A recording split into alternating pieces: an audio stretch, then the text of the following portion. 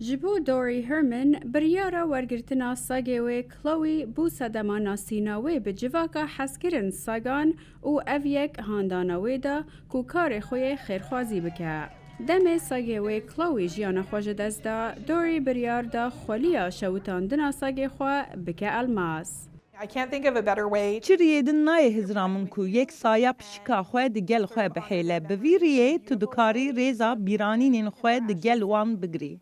پروسه درسکرنا الماس جه خولیا شوتاندنا ساگیان پشیکان به الماس اکا تایبت دست پیدکه به ناوه اترنوا.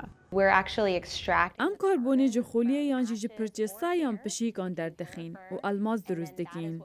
الماسن ده از مونگهان دا تین درسکرن همان ماده این کیمیاوی تیدانه کو جه الماسن ده چالن الماس دا تین درسکرن.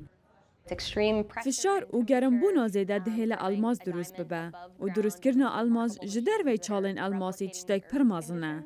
ادل آرچر بره لأز مونگهکا الماسان کار دکر دمه وی کسک پر نزیک جدزدا. Tracy was like, تریسی وکو دیکک بوش بو من. یک جه کسین هری نزیک بود جیانا من دا. دمه ترموی هاتی شوتاندن من هندک جخولیاوی بر و من کر الماس. الماسن ده از مونگه دا تین چکرن 8 مهان درج دکه تاکو آماده دبه.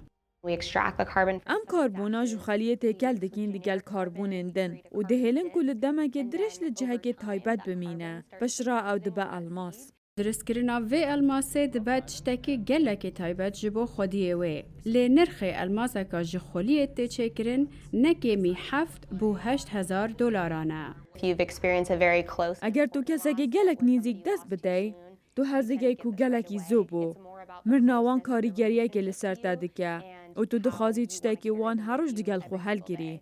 It's a way for me to look at her and smile. از دکارم هر روز لوی بنرم و بکنم وکو کو دمه او لوربو.